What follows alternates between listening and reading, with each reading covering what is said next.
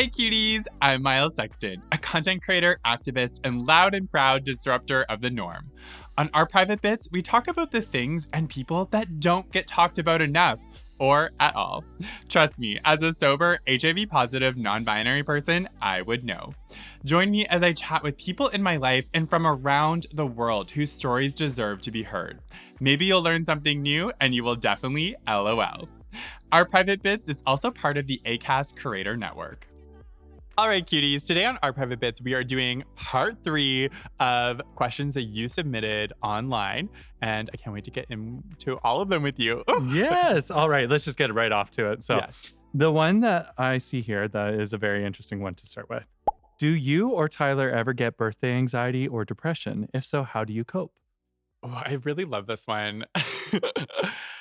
So I have a lot of trauma when it comes to like celebrations. So Mhm. like birthdays, Valentine's Day, Yeah. Christmas, like I don't know. I think like for me, because I was not able to fully grow up in my authentic like self, that a lot of these like holidays are full of like a lot of shame for me because Mhm.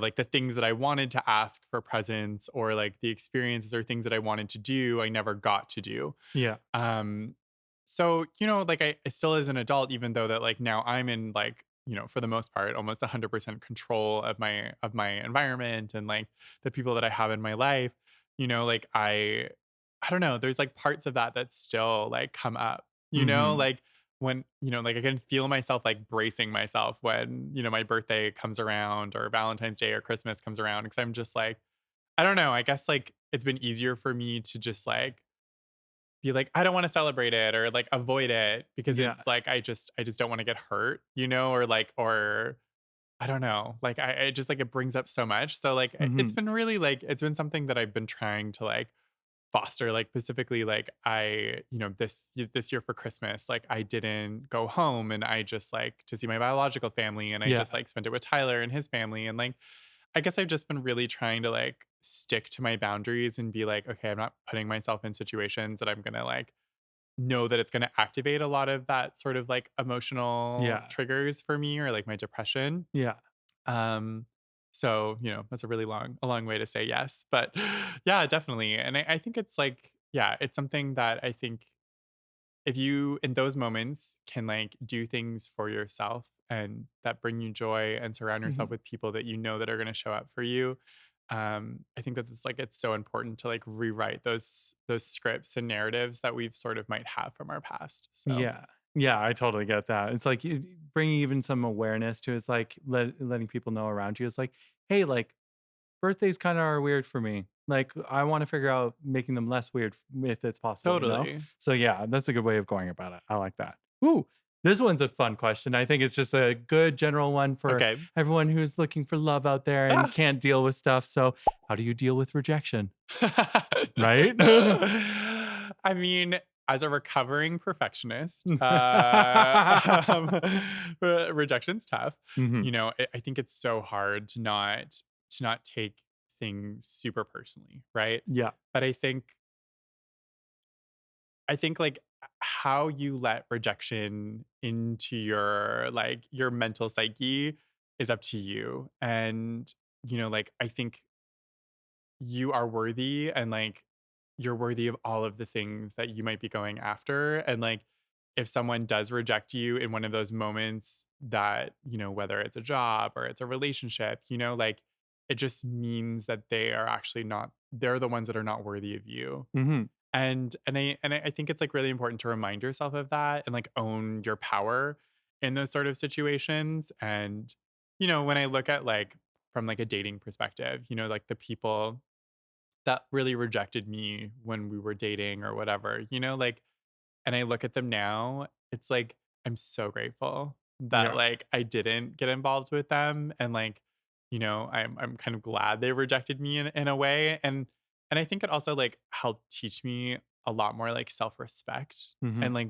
stopped me from compromising, for people that like might not have been the best. And like on a career level, like rejection has been like one of my biggest motivators. Like I think I got into this industry because everyone told me I couldn't. So like, I think it's like you have a choice to either like you can use it as like drive Mhm. and fire to like push yourself forward and love yourself deeper, or you can allow it to like break you a bit. So Yeah. yeah, As I always say is like rejection is a blessing in disguise. totally. It's a Always. teacher for sure. Yeah, there's always something to learn or something that you'll learn about yourself from that rejection, no matter what. Exactly. Yeah. And it's important to like ask yourself, like, like, why am I feeling this? Like, Mhm. why am I feeling rejected? Like, where is this stemming from? Because I think I'm, I would probably say, like, if you really sit on it and like meditate on it, you can probably find like a moment in your life or like an experience that like you maybe experienced rejection on like a larger scale that like a lot of this like activation is like really stemming from, and it's Mhm. like your current situation is probably not as bad as that original situation that happened. Yeah, exactly. That's a good response to that. I love that. Oh, good follow-up question to that Okay. though. Is not even in relationship stuff, but it's like, how do you tap into being your most creative being? I mean, I feel like that is something I'm still learning, I guess. Yeah. Like I think with content creation, like, and being creative all of the time, and it being my job to be creative, like it definitely feels like some days that like I'm a lemon and I don't have any juice left. And it's like, and I've just like squeezed like everything out of me. And I think that that's where like self care really comes in. And I Yeah. think for me to be my most creative self, I also need to like take time to just like give back to myself. Mhm. Um, and that's still something like I'm trying to practice. Oh Like yeah. this is my first vacation that I just went on where I didn't really like spend every single day doing an activity. Like my activities were focused around self-care versus like Mhm. climbing a mountain or horseback Yeah. riding or like, like I'm very much like I'm a go, go, go kind of person, but I realized I was like running on fumes and like it was impacting, I think, my creativity a lot and like how I was putting content out in the world. So Mhm. yeah, I think it's important to like take a reset and like, even for me, because fashion is so important, it's like wearing sweatpants, probably the same set for like a whole week is like it's important. I need to Definitely. like recalibrate, so that I can like come up with new ideas or ways that I want to style things or new series for online. So yeah, Yeah. I think it's all like rooted in like taking time to honestly like do nothing or just like watch TV or read a book or Exactly. meditate or whatever. Creativity is a muscle in itself. Like, while it might not be physical, it's like you got to treat it like that almost because Yes. otherwise you will have moments where you're just like, I've pushed myself to exhaustion Yes. and I'm not doing anything that's benefiting myself versus like those times where, if you push yourself in like working out a muscle, that it's like that little extra push is what gets you there. But pushing Totally. yourself too much is what hinders you at times, Yes. So same idea with creativity, you know? It's true. And it's like I think this is something though I have to say is like, I say this from like a position of privilege. And like I, am far enough along in my career that I'm able to like take that time because like, I've exited the survival mode, right? And it's Hmm. like, I know how difficult it can be to like take that time when you might be like new in your career or you're financially not in a place where, like you're actually able to because like if I do take this day to do nothing, I won't be able to like have enough money to pay my rent or like, like I've been there. Oh, yeah, yeah. So like I do want to recognize that. And I think it's like, how do you like in those sort of moments, it's like, how am I scheduling that time? Maybe it's like, I'm committing to reading a book before I go to bed or like Hmm. whatever it is. Like, I think it's just like, there can be like small ways of like giving self care to yourself versus like they don't have to cost money too. Yeah, So exactly. It doesn't even have to cost you time. It's just like making sure to, like, if anything, just like find every day to do a little bit of that self care for yourself. So totally. you recharge, you refill, you all that kind of stuff. Exactly. Yeah. All right, let's move on to the next question there. Oh, this is cute. How did you and Ty meet and what were your first impressions of each other? I mean, we definitely like went into full lengths on this on a It was like, previous podcast yeah, it was like episode. one of the first couple Yeah, of I think it was episodes. actually our very first episode Yeah. that we did. But so in a short version of it, basically Tyler and I met through like my chosen family, and they had Mhm. like invited like both of us like separately to come to this like Thanksgiving dinner. Mhm. And we were both with partners at the time, but like I don't know, we just like we locked eyes and had this like energetic connection. And yeah, like both of us like still talk about like that moment when we first met, because I think like both of our partners were so mad at us because like they could tell that there was something like There's energy there. happening, you know? So Mhm. yeah, I think like yeah, I think that was sort of like our first impression. I think we're both were just like we're very like enamored by each other. So Mhm. yeah. Oh, that's cute though. That's real cute. Okay. Next question that I would love to follow up with. Okay. Interesting how they word this, but I'll just say it the way that it is. Yeah. Talk about sex and how our wants, needs, and desires change as we get older. Same as turnoffs, Definitely. I mean, right?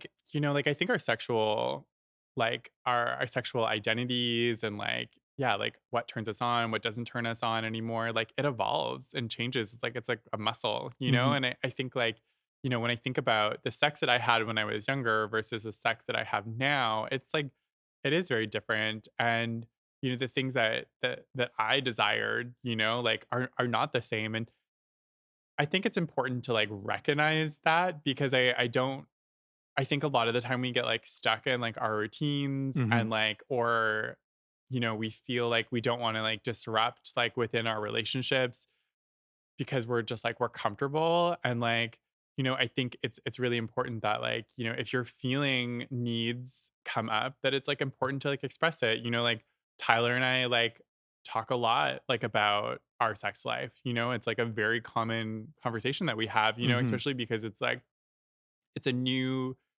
it's a new scenario, I guess, for me sexually, like being with Tyler as a trans man. And, Mhm. so like it's been like 2+ years that, we've been together. And like, prominently, like for this 2 years, I have topped outside of just one time that I bought him for Tyler, Yeah. And it's like, but like now that it's been 2 years, like I've been talking a lot with him about like wanting to like explore bottoming a bit more, like within our Mhm. relationship. And like, Mhm. but I also like I felt a lot of shame asking him for that. And it's like it's been something that like I've been navigating with him. And and so I think it's important. I think it's like, like I think it's easy to get like stuck in a routine and like that lose like a spark a bit, Yeah. And I think it's like I think we're such complex like humans that I think you can constantly like be discovering like within your sexual desires, like within your relationship. And Mhm. and it might not be all the time either. Like, like I think it's like this is like it took us 2 years to sort of like get to this point where I'm like, I wonder what this would be like, Mhm. like energetically, and like maybe I'll hate it, like Yeah. because like the first time we just didn't really have the right like tools to do it. So like, Yeah. so yeah, I think it's really important. Yeah. It's especially with like turn-ons and turn-offs, like it really can change sometimes even on the flip of the dime, like, it really can, Totally. depends on the mood, and it's like or it literally, it's like, you could have had interest in doing something for the longest time and just haven't had the opportunity, and then finally have the opportunity to do it and absolutely hate it. It's just Totally. like, that's just how it is, like, no matter what, it's just you kinda have to listen to your body and listen to what you want to do in Yes. those moments, and you explore from there, and then you can see, like, what turns you on, what turns you off, like, Yes. it's just no matter what, it's always going to be fun to figure it out. It's true. And it's like, and it's also funny because like having sex with Tyler versus like me hooking up with people prior to Mhm. us dating, it was like, like I was like, I want to be like dominated, I want to be submissive, Yeah. like it was very much like, like I'm like spank me daddy, Yeah, kind of yeah. thing. But then like, dating Tyler, like Tyler tries to do that shit and I'm like, fuck no. Like I Yeah. am so not into it. Like, do not do it. Isn't that do you realize that, like, the other thing too, I think people forget, Yes. people is like, it always depends on the person too, Totally. 100% what you're into, you Yeah. know? It is like that is not the energy that I want from Tyler. Right? Exactly. There's, like, people you meet and you're just like, I, like, would 100% just wanna be, like, just shoved into the pillow and Yes, plowed, and while the other totally. thing is, like, I'll meet some other people and it's like, I want to shove you into the pillow Yeah, kind of thing, you know? exactly. So it's like, it really depends entirely on the person too. 100%. So that's it, like, another thing to consider is, like, you could have your own turn on and turn offs, but it also depends on who you're also Yeah, doing that I think with. it is very individual, like you said. Yeah, yeah. All right, let's move on to the next question there. Let's do a little. Okay, this is a pretty vanilla question in comparison to what we've just done.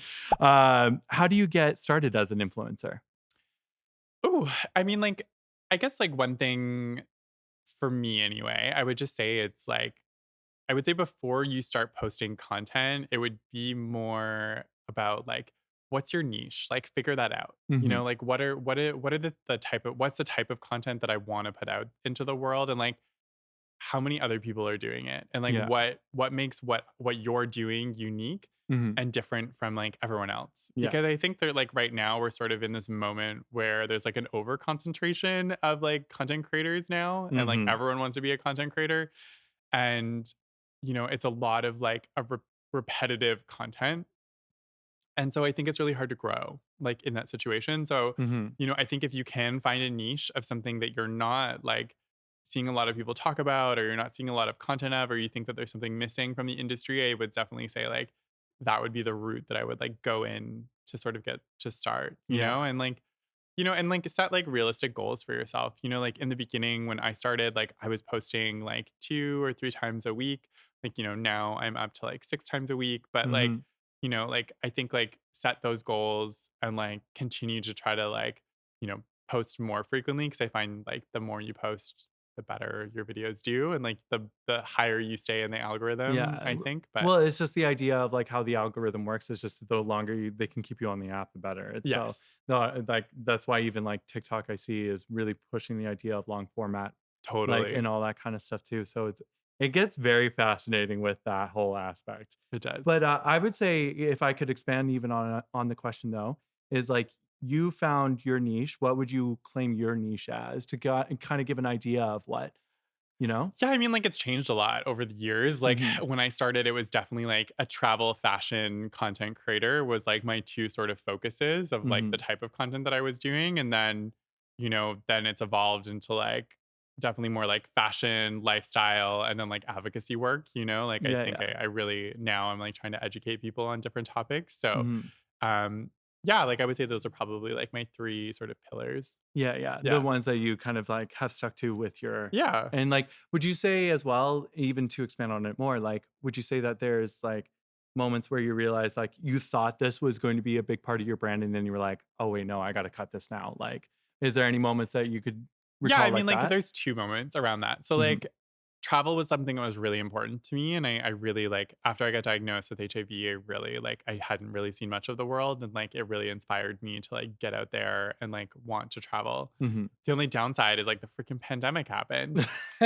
So, like, I, That started damn traveling Demi all of the Lovato. time, and then, like, I couldn't travel anymore, like, outside of, like, locally traveling when it Mhm. was safe, So, um that was a big one that I had to kinda, like, let go of during the pandemic. So I was like, I needed to pivot because there was, like I wasn't able to make that sort of content anymore. Mhm. Um, and then, like, I guess, like, beauty was another one. So, like, a lot of people don't realize now who follow me is that, like, I used to be, like, a celebrity makeup artist, and, Yeah. like, people don't know that, and, like, Mhm. it's just sort of something that I did to survive, and it was always sort of like my makeup artistry, like, paid for me to do all the modeling stuff that I wanted to do. It paid for the clothes that I wanted to wear, it paid my rent, and it Yeah. wasn't modeling, and so, Interesting. so it was just like it was something that I always sort of did to survive. So when I finally could survive off of just, like, being myself, like, I just like I don't know, I just stopped doing beauty content because I just like it just doesn't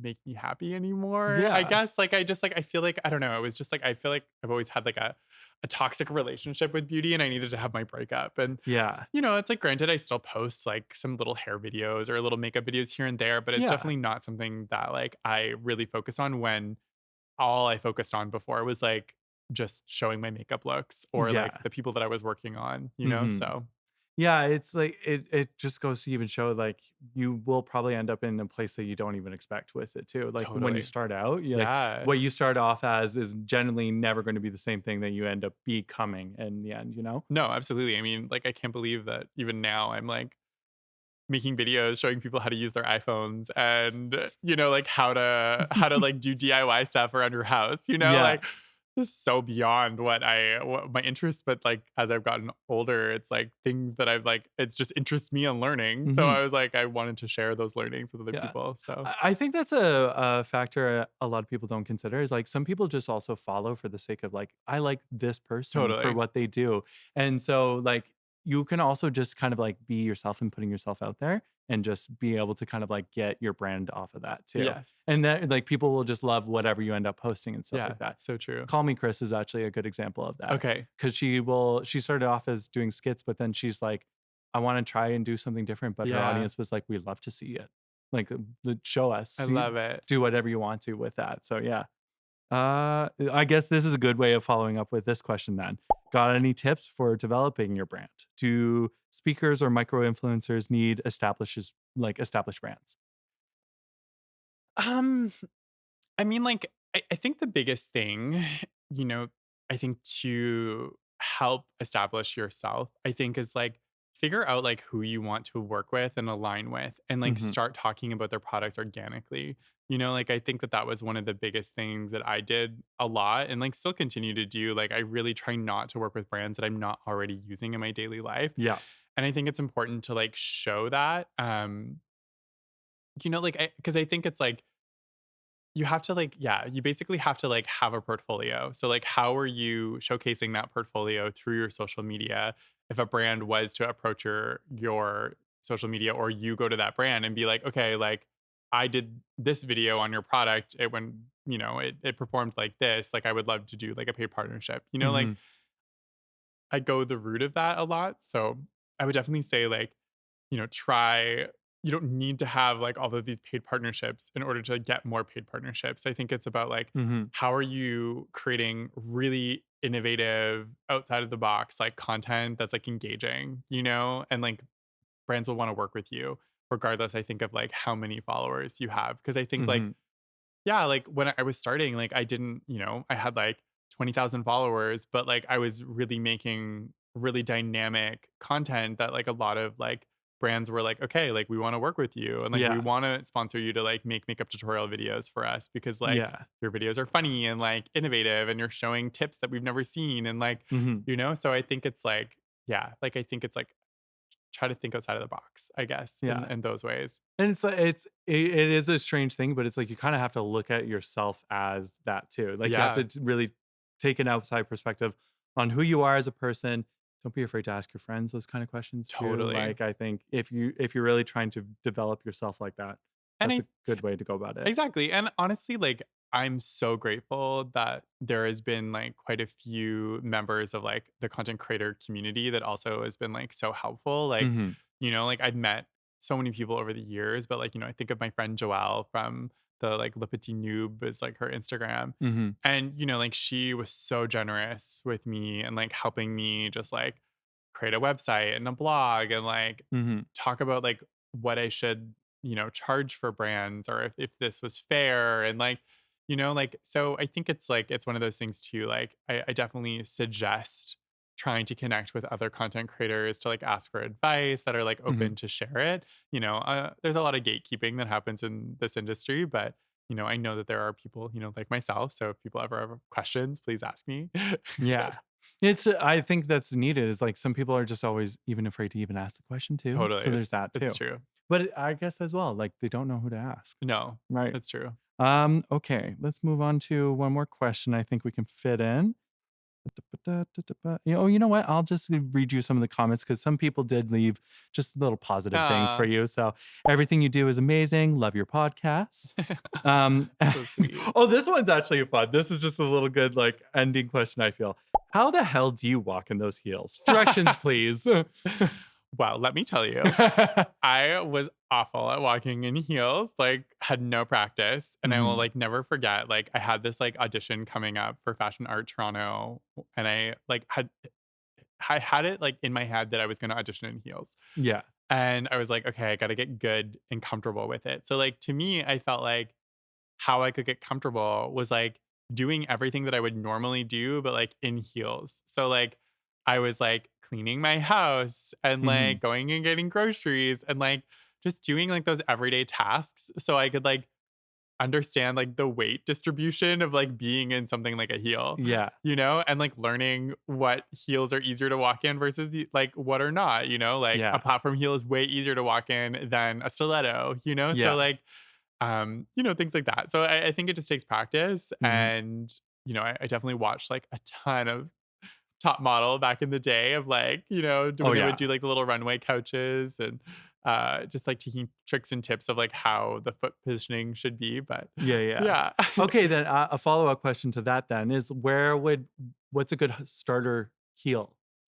Yeah, like I mean, like to be honest, like the lower the heel, the harder it is also to walk in. I know like Really? people are gonna be like, no, but like it really is, honestly, because like Huh. when I don't know, like you walk differently if you're like in a heel that's over like 5 inches. Yeah, Like definitely. it the way that it like positions your foot is like way easier to get like this beautiful, like very like elegant walk versus like a kitten heel. Like because a kitten heel is just like you're just like clomping around and it's not like allowing your leg to be at that height that you can kind of create that very like fluid motion when you're Mhm. walking. So like I would definitely say like get a heel that's over 5 inches and make sure Mhm. it has a platform on the front because Yeah. it's like I think that would be like the perfect training heel, even though it like looks like a stripper heel and like Yeah. it's super hard to like it's very intimidating, but like I think it's way easier to learn in.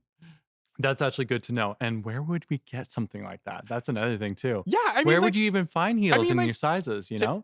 so like I'm in Canada, like Aldo does make up to like an 11, sometimes a 12, depending. Oh, Like okay. Good to know. yeah, Size 12 here, so yeah, but, like, there is also, like, quite a few brands online. There's, like, this one brand called, like, Privilege Shoes or, mhm. like, Cyro or, like, I think it's called, like, Only Makers is, like, another brand, like, that I think they go up to, like, 17 or something like that. So, Okay. yeah. That's good to know. So online, you're probably better. You'll definitely find way more online than in Okay, that's good person. to know. I've lost many a toenails for wearing heels that are too small for me because I Oh, yes. couldn't afford to buy a lot of because trying to get like heels in those size sometimes can be very expensive. So Yeah. but also like sex shops are also like a really another great place. I Like think a lot of people are not aware of that either. Sex shops yeah. are really good for finding like heels in your size. Totally. Like Yeah. so many of my first heels were just like Yeah. stripper heels. And it's where you can get those platform ones too Yes. that you're talking about that are Agreed. like good to like practice in. Yeah. Yeah, it's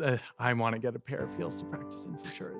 You will be That's like needed. 10 feet tall. I know in I'd be heels. ridiculously I'm so tall, here for it. but I'm kind of here for it too. Yes. Yes. All right, I think we're gonna call it for today. We'll probably do another questionnaire at some point, but yeah, and that's all the questions that we have for now. Thank you so much, everyone, for submitting your questions. And please continue to send them in. I love it. I love it. I love it. Yes, thank you so much. Take care.